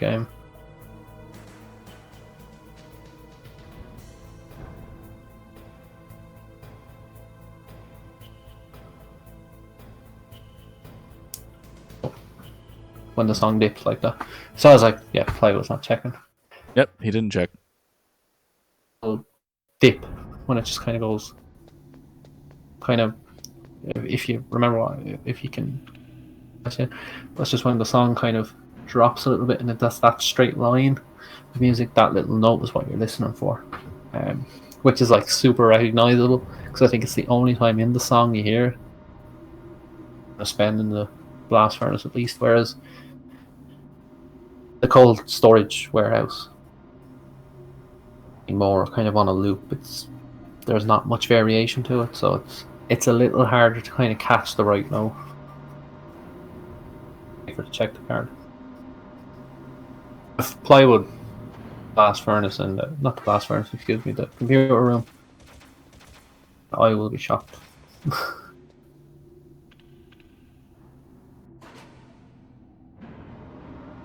It is interesting all the same that he chose to check it in the old room and left it in the hot room, you know, for the sake of a second or two. I do remember in Plywood's last run against Copper, he checked the hot card, but I'm pretty sure he didn't check the cold card. Now, he did exactly the opposite here. He checked the cold card, but he didn't check the hot card. You know, it's lucky he checked the cold card because if he hadn't have, it wouldn't have been frozen and Toma would be ahead at the moment. I guess it's just, yeah, what we want to do each time, and this time he just didn't feel like checking it. Maybe he was just confident enough that it got hot. Can't say. We'll have to say ask. maybe he's been practicing a lot. He's been doing world record attempts on his channel. He could have improved his strategy there. Like you said, he's probably listening for that music note there. And just after a certain amount of time, you really don't need to check if you're confident enough you got it. Like Plywood did in this run, I don't know what notes to listen for in the cold room. I just use a timer at that point. Listen with Kine apples, or I think it's your boy apples now. Cold room, less so for the hot room because I knew. It looks like Toma doesn't check the card either. doing everything he can to close this gap. Unfortunately, it's probably going to come down to the liquid fight. Definitely. I don't think it was worth not checking for the sake of, a menu at this stage. Moment you'd lose from checking it against the didn't check it. It's just not. Now, I have to imagine that even if Plywood at this point, even if he has a bad liquid and he falls out of the infant punch, he should still be able to maintain a lead. Yeah, fight. definitely. But as we've seen in the previous rounds, and I think it even happened to you, fighting liquid legitimately, without the infinite punch, still pretty difficult on easy. And I've seen a couple of runners so far in this tournament die on that fight. So that's a big time loss for the guys that's happened to. Yeah, We talked definitely. about this a little bit in some of the interviews we've done so far. And these guys are speedrunners, so we try to remember that. And during a race, these guys coming into a race, they don't always practice backup strats. There's no reason to, really. And so sometimes you're using a backup strat that you don't have a lot of practice on. And that can come into play on something like the liquid fight here.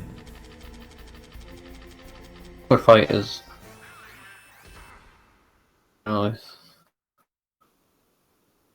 Spur run one way or the other. As we saw, as I'm sure has been seen before.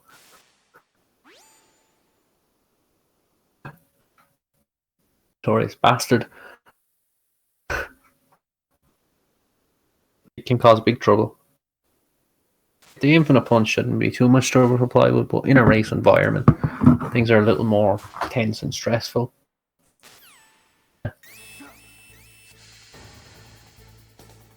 Yeah, I talked to both guys before the race started, and they both seemed pretty relaxed. Various racers are doing different things before races. Trying to find their zen, maybe a little bit of meditating, or just talking with the guys in Chill Lounge, and that seemed like what was going on between these two. Friendly competition, some good looks, have fun in each other's chat. I know these guys enjoy watching each other's runs, and they enjoy moving the leaderboard and sharing strats over on Discord.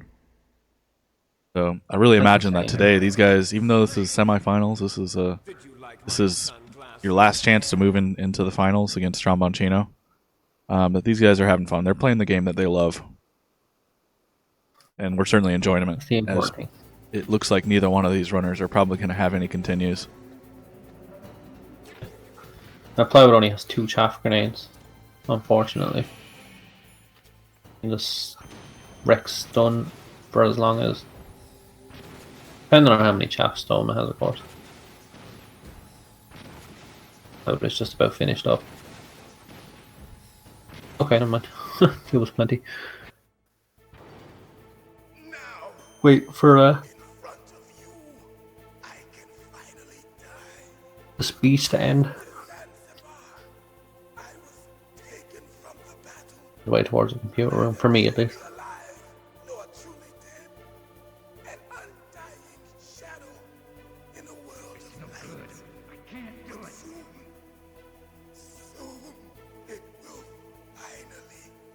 Oma making his way into the computer room. The hot card.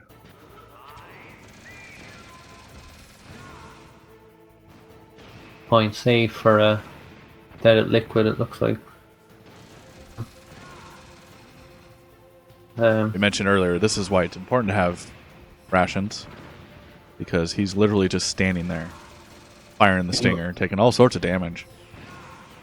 And whilst in the stinger, advantage of the rations will keep you going. And I mean, during that entire phase, he used 1 ration, so you can just kind of see that.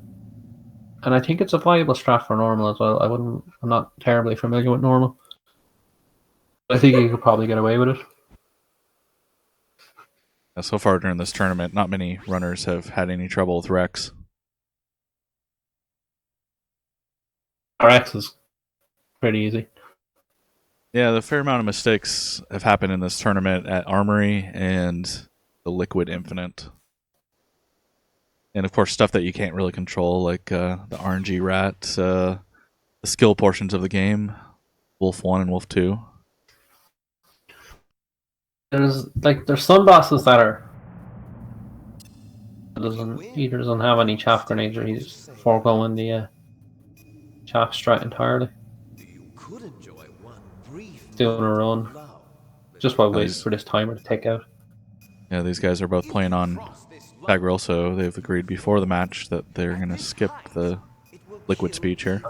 Yeah. Ron told me yelling at me. Yeah, we'll see. We'll see how this goes for Plywood.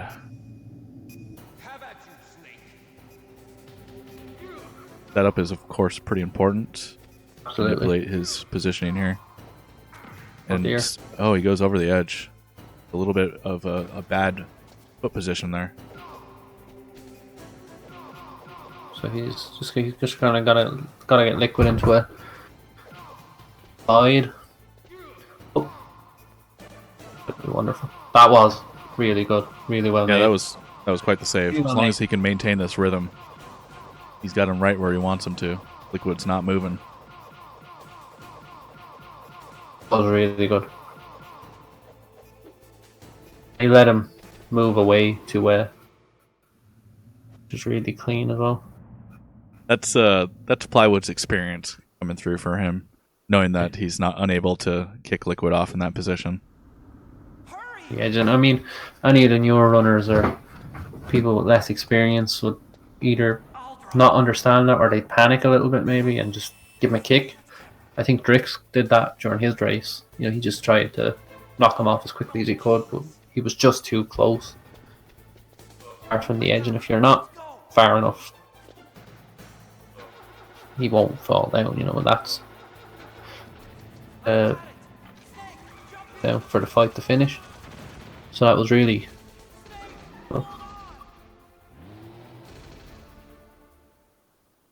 Plywood makes his way through the escape. Pretty much all sealed up for him, I'd say. It's I don't think gonna I've be seen fun anybody on fail escape on easy yet. Chino versus Plywood. He'd have to course. fail escape 3 times in a row at this point. He'd have to fail the escape and get sent back to Liquid to be guaranteed at this point. But it's been a really good race for both of them, you know. Yeah, it really has. I mean, when we're talking about a race with 0 continues on both sides, you know, just some minor optimizations at the beginning that gave Plywood an early lead. Obviously, Plywood had the better Wolf too. Absolutely, yeah. You know, Plywood executing that nuke 1 strat to the left side of the building and using that chaff. Got it both times, so just kind of inching away throughout the run. A little bit here and there. And, you know, as we go into the final match of this tournament, I think both runners are, you know, assuming that Plywood wins this one, goes to the finals, both him and Tromboncino are going to have a really good run to win this tournament. He even told me here is he's not quite got the infinite, so to speak. He's definitely getting some really nice combos on Liquid. His setup didn't go quite as how he planned, I'm sure. Nonetheless, at a 144 on the clock. That was definitely a really good Liquid. So they both didn't have the Liquid they wanted. I think as you would like to put it, as they drew it up. But despite that, we'll just finish then. Absolutely, like as Tromboncino's just said, a lot of trouble with Liquid. So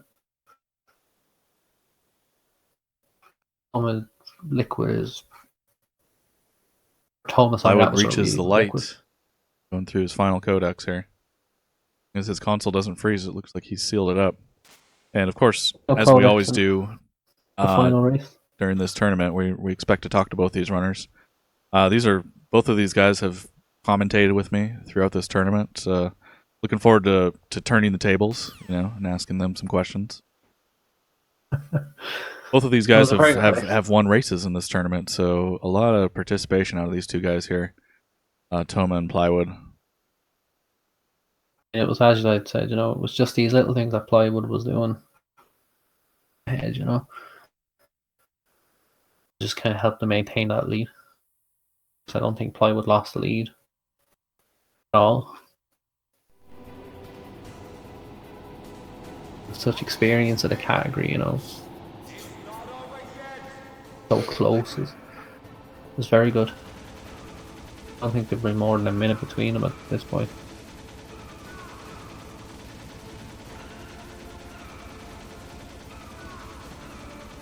Good, and Toma finishes up the escape.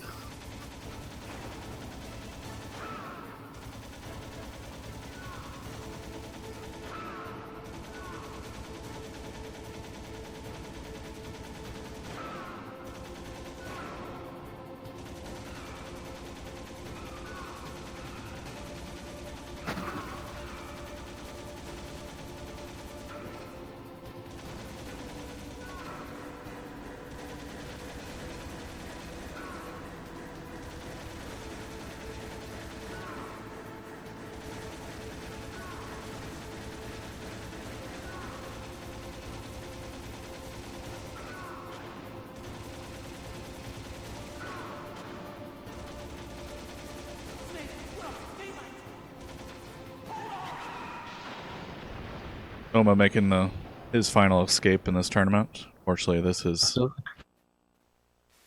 his exit to the tournament. As we'll be seeing Plywood face off with Chomboncino next round, which is the finals, of course. It's a fantastic race by Toma, all told. The best he could, and it's just that little bit more experience, and it kind of gave him the edge, Yeah, I'm sure he's got to be happy with his run. Of course, Zero continues, as we mentioned before. He had a little bit of a rough Wolf 2. Probably came down to ammo management. Otherwise, it probably would have gone a little smoother for him. It's just one of those little things, One of those little things. Looking forward, I think he's got some optimizations to work on. He's going to compete at this level. He's going to probably have to learn that Nuke 1 building strat. Or if he's already learned it, he's going to have to find a way to execute it consistently. Optimizations here and there where you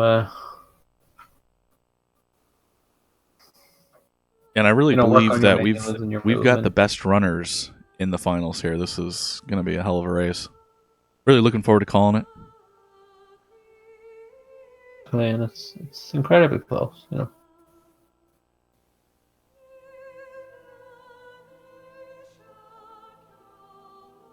Toma reporting in chat that he's happy with his time. That's really the best thing you can ask for in a race. Is that you can put down a good run, a consistent run.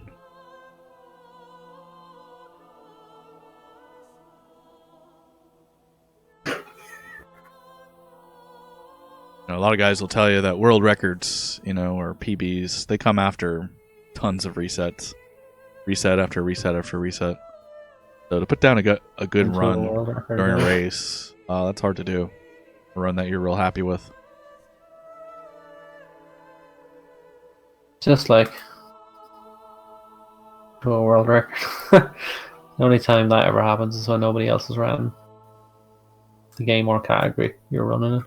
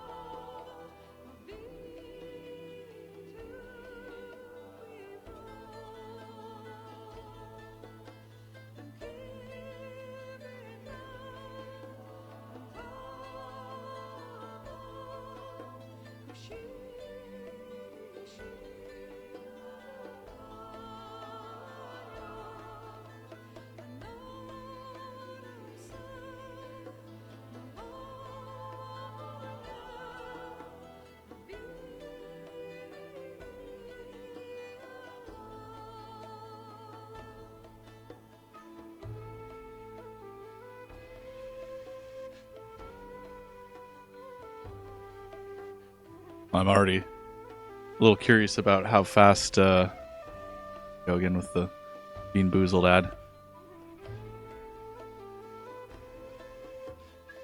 I think Toma's playing with us here. Of course, if you guys remember the Bean Boozled ad popping up during a run previously here in this tournament.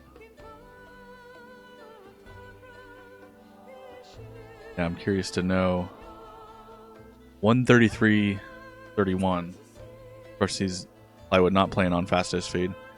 Only curious what that could have been if he was on fastest speed. That potentially could have been a world record run. We'll ask him more once we get him here. God, yeah, into the definitely. interview. I'm on standard disc speed. That's incidentally faster than Plywood's on the US version with fast disc speed. For of context. Yeah, as soon as we can, we'll probably have to have one of our mods move Plywood into the chat with us. Definitely, yeah. Go ahead and do an interview with him. Curious to hear what he says. I typically will ask what went wrong, and I really don't have much to criticize there. No, the armory was a bit shaky, and Yeah, it's really just that armory. I really don't think he's going to be too grumpy about anything else in that run. Yeah, really respectable time. And what did you say? That fastest speed subtracts 5 minutes? 5 minutes, give or take, yeah, about that. Yeah, so that could have potentially been a 128 run. The entire unit was wiped out. Then Plywood's fast disc speed run on the US version of Integral, where he knocked off 2.5 minutes here. So, that's really good. Speed, I'm fairly certain I would have beaten his world record. No, sir. My cover is intact. I don't know. It's hard to say because he's not on fastest speed, but it could have. And it's just those little things, so we're... Yeah, as we said before, they probably could have done fastest speed as long as both runners were using the PS2. But as you mentioned, kind of risky. The game could crash. That little chance that it could crash, and it's not worth that kind of risk during a race, It'd be crazy to go for it, And then there's a 135.48 by Toma, that is very respectable as well. Just about 2 minutes difference. And God bless. And of course, a shout out to our official sponsor, Bean Boozled. If you're ever curious about what brand of jelly bean to choose, we always recommend Bean Boozled, official jelly bean of MGSR in this tournament. Boozled, especially if you eat. Now, what's the deal with those again? It's like they've got two, they're the same color, but one's going to taste bad or something like that. I think one tastes like it's meant to, and one tastes like just gross. Yeah, so it could be like lemon, and the other one's rotten egg or sneaker. Or I think you wanna let Strafe know who to move. Yeah, we gotta move Plywood into admin. I can't do that. So it looks like either Strafe or Stealth Edge is gonna do that for us. If we were in the tournament channel, I'd be able to do it, but I don't have admin privileges. Just a second as we wait to be joined by Plywood.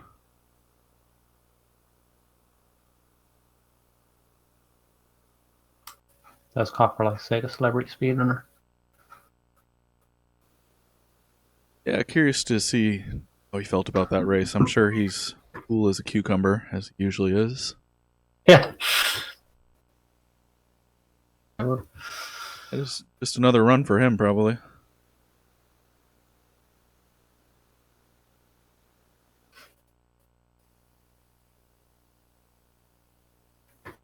Sure it was. I'm sure it was very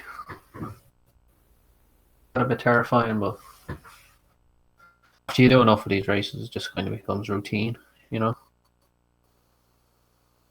Yeah, as long as I've been running this game and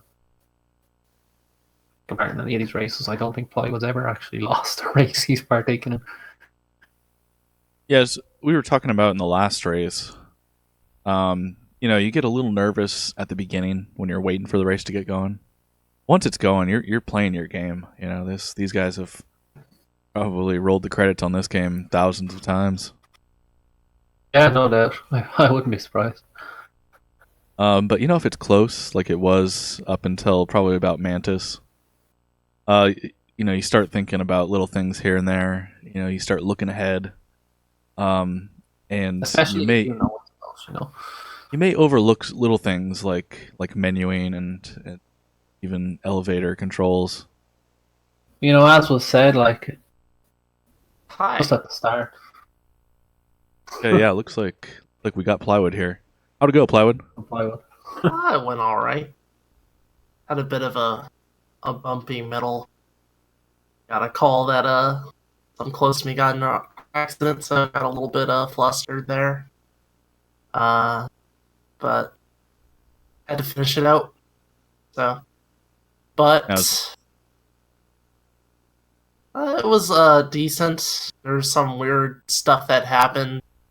Had some menuing kerfuffles, a bit more than usual, but some pretty nice boss fight to make up for it. Then had to do like a backup strat for Liquid, and of course that Raven was not really ideal either, but it was all right. I was gonna say there's really not much we can ask you here because that was a pretty decent run. It looked like there was a slight mistake in armory, as you've told me before. It's the hardest part of that strat is punching the guard, and so you had to reset the room. What happened at the Hind fight? Did you go in with a little bit less ammo than you normally did?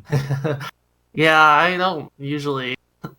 I got one said hi in my chat, and I said hi back, and then I just like kind of climbed the ladder, and then I was just going through my motion, went to the roof. I'm like, I don't have a lot of ammo. I just have the ammo you get from picking it up at the walkway. So I just had to say, okay, I'm just gonna have to try and deal with this. And it worked okay. I don't know if I'd really recommend other people do that. It's like picking up that ammo pack, like right by the ladder, is essentially free. But thankfully I kept it going, kept the loop up. So it's the good part of it. Yeah, we have to ask a little bit about the format. Typically, when you do your runs, you've got your chat available to you. You've got your mic on, and I'm sure doing this format that we're using here, where you have to turn your mic off and give us a clean audio feed. Probably a little different if you've got somebody who comes into your chat and is going, "Hey, bud, how you doing, man? What's going on?" So would you say that affects your run, or are you starting to get used to it? Yeah. I mean, it's a little bit easier to get kind of bored in a way because it's not really an offline attempt where I really am just with myself. There's the MGSR chat, there's my chat. Like, I'm still live, but not really there, not as present as usual, so it's a bit different. So it's a bit like the two-way mirror. Like everyone can see in, or people can see in, but I can't really speak back out in a way I usually do. Yeah, it's a pretty good way to put it. Kind of like you're playing in a bubble. Yeah, exactly. Of course, you're moving on to the finals here, and I said earlier that I believe the best runners are going to be facing off here with you and Tromboncino. Anything you plan to change in the run? I mean, maybe a little bit here and there. It's going to be kind of hard to implement a lot of changes to my gameplay in a short period of time. I don't know when we're going to be playing against each other, and at the end of the day, I don't really think the bragging rights of being the finalist is like crazy. Like, whoa, one against 10 other people, you know? It's more about having fun, putting on a good show in the final match. And, you know, if I win, I win. If I lose, I lose. I think it's going to be an exciting match with neat stuff happening in it. And if it's close, that'd be great. But, you know, anything can happen. And I'm not too worried about it. I'm here to just I think the community outreach and making people want to watch this game, play this game, as a speed run is more my outlook on it. Not the whole I gotta win against Tromboncino. I used to kind of think the other way around with this game, but reality is like being number one isn't really. It's cool and all, but it's not like the biggest thing. I don't think that for me I value that as much as like making this game cooler for people to play and watch and that sort of thing. So that's really my mindset going into it. I hope the match is good. I'm sure Trom thinks the same way. It'll be a fun match to watch and play, and it'll be nice and tense. We'll get a lot of people excited in the first hour gameplay. And that's really all I can really hope for. And wish Trom the best of luck as we go into it. Yeah, I think you really hit the nail on the head. This has been a lot of fun, you know, I'm for you guys, and of course for on the other end in chat, and of course for the commentators. Kind of sad that this is coming to a close, and we're going to be looking forward to the next tournament, which is the MGS2 tournament that's still in registration right now. Of course, that's open for anybody who wants to join that. There's a strat that some of these guys are using now in the Ocelot fight. Do you plan on using that one? No comment. No comment on No that comment. Fair enough. Fair enough. No comment. Yeah, This of course. is we're getting into the whole what is worth it, what's not, and I don't think it's really worthwhile for me to say whether I'm going to do something or not. We'll see. I don't want to reveal what I'm going to do in this arena. Now we've got what is it? Less than a month for AGDQ, right? Yep. A few weeks. Are you going to be entering the MGS2 tournament, or are you going to spend some time working on MGS1 PC? Depends on when the tournament is. I think I'll still probably sign up for fun. I don't expect to get like super far in it, but I wouldn't mind trying it out. As long as everyone doesn't mind glorious 480i for the capture, it's all good. It's the only way I can capture it. Between now and then, what are you going to be doing in your stream? We're going to be playing more of this, though. I am a bit concerned after running into some issues with fastest speed on my PS2 about the longevity of me running on PS2. But I want to post sometimes. I think I want to like try out Large Skips Extreme on PS2. Get easy, normal, hard for all bosses. Just, you know, clean up my runs a little bit and do some PC, of course. And then at a certain point say, all right, I'm good for now.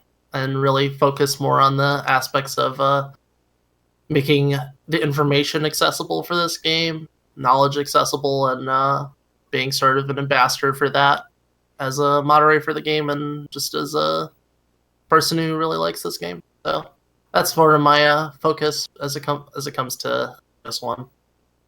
Well, I'm certainly looking forward to watching you progress your run, and of course, your upcoming match with Tromboncino, and of course, I'm really looking forward to watching you display your skill at AGDQ this year, or early next year is when it's going to be. But yeah, one last question. Anybody you want to shout out to?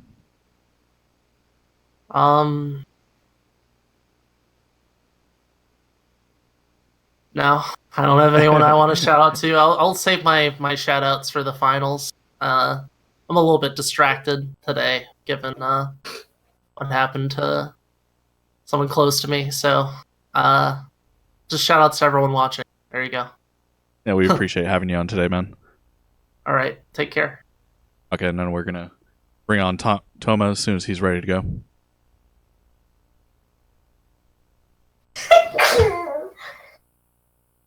Okay.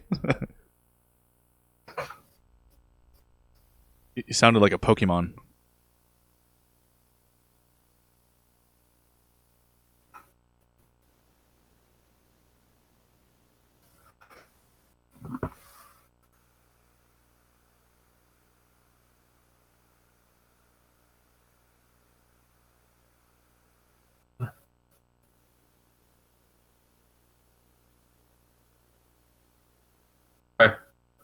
We're talking to me. Yeah, you okay? Sounded like a Pokemon sneezed.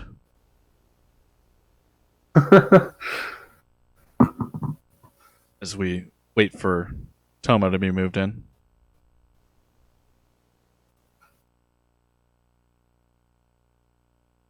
We do the interviews in our regular channel, which is the tournament, but we're in that admin channel today, and neither one of us have admin privileges.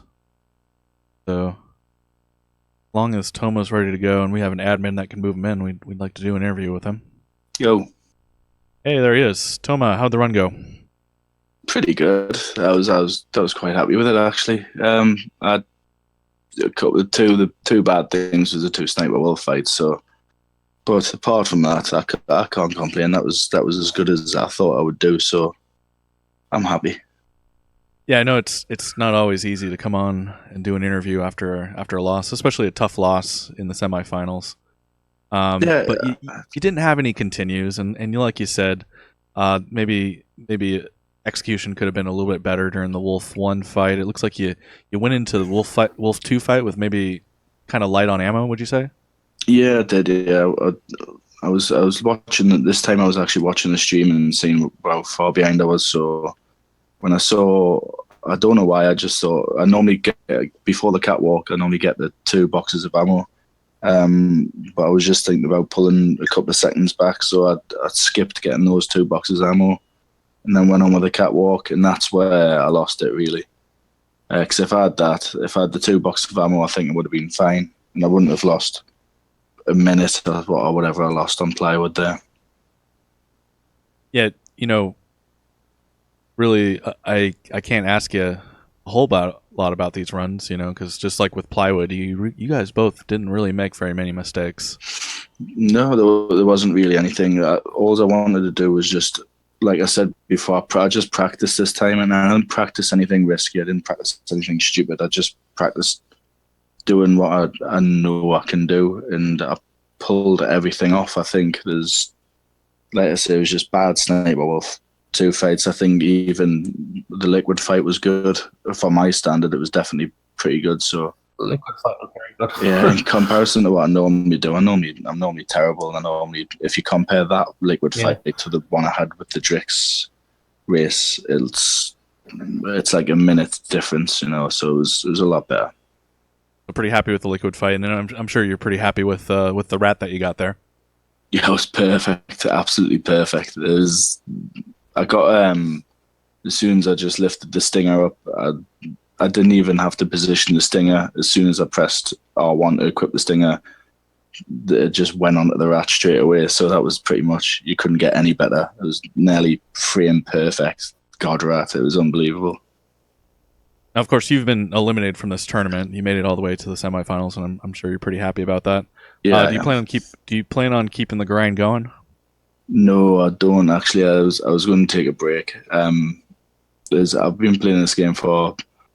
It's the first game I've really grinded. It's the first game I've actually really been good at, and I've grinded it for I don't know, maybe it's about 5 months or something like that. And I wanted to take a break from it anyway. So the Metal Gear Solid 2 tournament's coming up, and the registration's just started for that. So that's the next thing. I'm going to take a break from Metal Gear Solid 1 and just try and run a Metal Gear Solid 2 for something a bit different. And how far along are you with that right now? Are you just starting out, or have you spent some time in MGS2? No. The only experience I've got really is watching speed runs. I've done a couple of little bits of. I mean, I've never really made it past the tanker, so that's all I've really done, and just picked up little bits and pieces. But that's sort of that tournament was the inspiration I needed to start really. So as soon as I knew this one was going to finish, then I thought, right, that's it. Well, I can take a back seat and kind of let Plywood and Tromboncino get really good times on Metal Gear Solid 1 All Bosses, and then once I've had a bit of fun with Metal Gear Solid 2, I'll come back. Now, besides Metal Gear Solid 2 and preparing for that tournament, anything else that viewers can expect on your stream in the next month or so? I wouldn't have thought so. I think it's pretty much just going to be concentrating on Metal Gear Solid 2 now. I've always quite wanted to do Metal Gear Solid 1, some of the PC stuff, but I don't think I will. I think it's just solely going to be concentrating on a new game now. I don't think I did go back and forth with trying to do Pokemon again because I quite like doing Pokemon Red, but I think I'm going to try and stick out Metal Gear Solid 2. Yeah, very cool. And yeah, of course, one last question before we get going. Anybody you want to shout out to? No, just everyone. I shouted everyone out the last time, but guys like Plywood, Plywoods. It was nice that I kind of lost to Plywood because that was me and him have been going back and forward since I started really. So it was good to race against Plywood, and it was the better man won, and all the other guys from the MGS1 community. Yeah, I think the tournament's been great. And, Well, it's been a pleasure. Yeah, it's been a pleasure watching you in this tournament, and of course having you in the booth with me doing commentation. And I certainly look forward to doing more races with you in the future. Yeah. Yeah, and of course we're gonna go now. We're expecting to set a date for this finals. I would expect it to be sometime this week, maybe in the next few days.